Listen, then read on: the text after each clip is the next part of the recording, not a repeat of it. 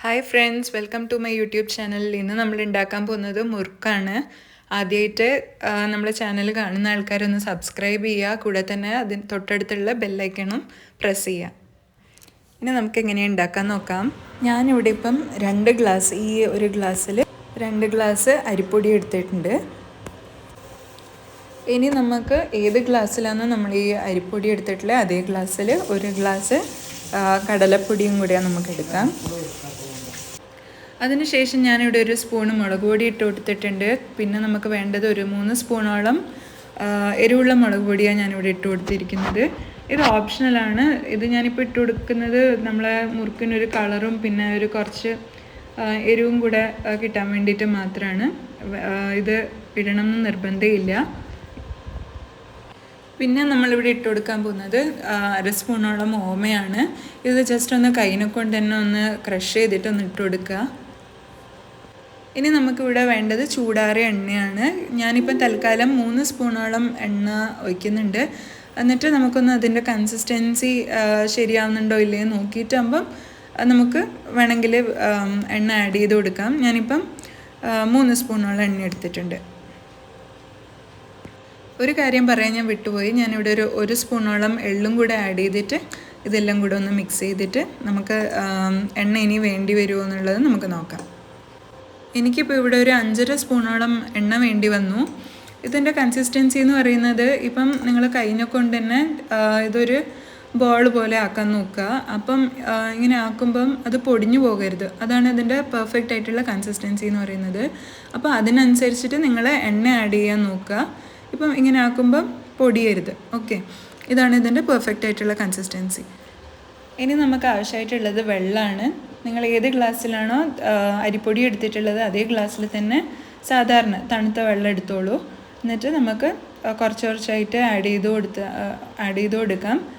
നമ്മൾ ചപ്പാത്തീൻ്റെ ആ ഒരു കൺസിസ്റ്റൻസി എത്തുന്നവരെ ഇത് കുഴച്ചെടുക്കാം. ഞാനിപ്പം നമ്മൾ മാവ് ഇവിടെ കുഴച്ചെടുത്തിട്ടുണ്ട്.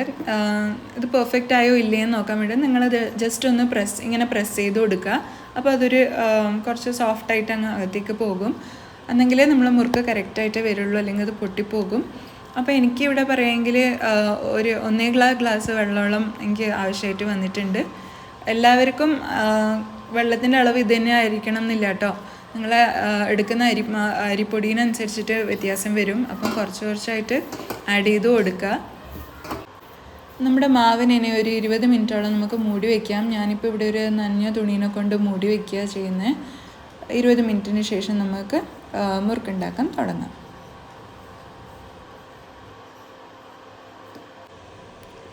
ഞാനിപ്പം എണ്ണ ചൂടാക്കാൻ വെച്ചിട്ടുണ്ട്. ഇപ്പം 20 മിനിറ്റ് കഴിഞ്ഞു. നമുക്കിനി നമ്മുടെ മാവ് നമ്മുടെ മുറുക്കിൻ്റെ അച്ചിലേക്ക് നമുക്ക് കുറച്ച് കുറച്ചായിട്ട് ഇട്ട് കൊടുക്കാം. കണ്ടില്ലേ, ഇപ്പം സോഫ്റ്റ് ആയത് കണ്ടില്ലേ. അപ്പം ഇതാണ് ഇതിൻ്റെ പെർഫെക്റ്റ് ടെക്സ്ചർ എന്ന് പറയുന്നത്. ഞാനിപ്പോൾ ഇവിടെ നമ്മുടെ എണ്ണ ചൂടാക്കാൻ വെച്ചിട്ടുണ്ട്. ഞാൻ നമ്മുടെ അച്ചിലേക്ക് മാവ് ഇട്ട് കൊടുത്തിട്ടുണ്ട്. ഞാനിപ്പം ഇവിടെ നമ്മുടെ മുറുക്ക് നമ്മൾ എടുക്കാൻ ഉപയോഗിക്കുന്ന കയ്യിൽ തന്നെ നമ്മൾ കുറച്ച് എണ്ണ ഇതിൻ്റെ പുറകു വശത്തിൽ കുറച്ച് എണ്ണ ഞാനിങ്ങനെ പുരട്ടി കൊടുത്തതിന് ശേഷം അതിൽ തന്നെ ഞാൻ ഇങ്ങനെ ചുറ്റിച്ച് എണ്ണയിലേക്ക് ഇട്ട് കൊടുക്കാറാണ് പതിവ്. അങ്ങനെ ഉണ്ടാകുമ്പോൾ നമ്മുടെ കൈയും പൊള്ളില്ല. നിങ്ങൾക്ക് വേണമെങ്കിൽ തുണിയിലോ അല്ലെങ്കിൽ പ്ലാസ്റ്റിക്കിൻ്റെ പേപ്പറിലോ അങ്ങനെ ചുറ്റിച്ചിട്ട് എണ്ണയിലേക്ക് ഇട്ട് കൊടുക്കാവുന്നേ ഉള്ളൂ. ഞാൻ ഈ ഒരു പ്രോസസ്സാണ് ഫോളോ ആവാറ്. ഞാനിപ്പം നമ്മൾ മാവ് അതേ രീതിയിലാക്കിയിട്ട് എണ്ണയിലേക്ക് ഇട്ട് കൊടുത്തിട്ടുണ്ട്. ഇപ്പം ഞാനിവിടെ ഫ്ലെയിം ഒരു മീഡിയം ഫ്ലെയിമിലാണ് വെച്ചിട്ടുള്ളത്.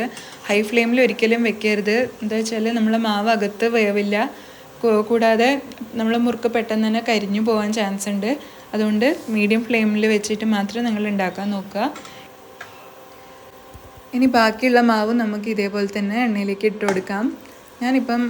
ഞാൻ ഈ ഒരു മെത്തേഡ് ഇനിയാണ് ഫോളോ ചെയ്യാറ്. ഞാൻ കയ്യിലൊന്ന് എണ്ണ പുരട്ടിയതിന് ശേഷം നമ്മുടെ മാവ് ഇങ്ങനെ ചുറ്റിച്ചു കൊടുക്കും. എന്നിട്ട് അത് എണ്ണയിലേക്ക് ഇടാറാണ് പതിവ്. അങ്ങനെ ഉണ്ടാകുമ്പോൾ നമ്മളെ കൈയും പൊള്ളില്ല, നമ്മുടെ കൈ സേഫും ആയിരിക്കും. അതുകൊണ്ട് ഏതാണോ നിങ്ങൾക്ക് താല്പര്യം അതേപോലെ നിങ്ങൾക്ക് ചെയ്യാം. അപ്പം ഞാനിവിടെ ബാക്കിയുള്ള മാവും ഇങ്ങനെ ആക്കിയിട്ട് കാണിച്ചു തരാം.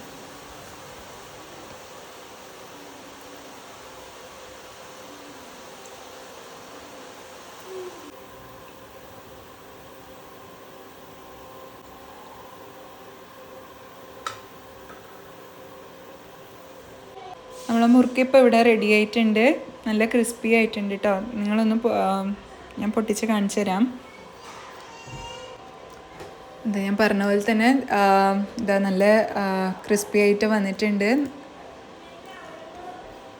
അപ്പോൾ എല്ലാവരും ഈ പറഞ്ഞ അതേ മെത്തേഡിൽ ഉണ്ടാക്കി നോക്കുക. എന്നിട്ട് അഭിപ്രായം പറയാൻ മറക്കരുത്.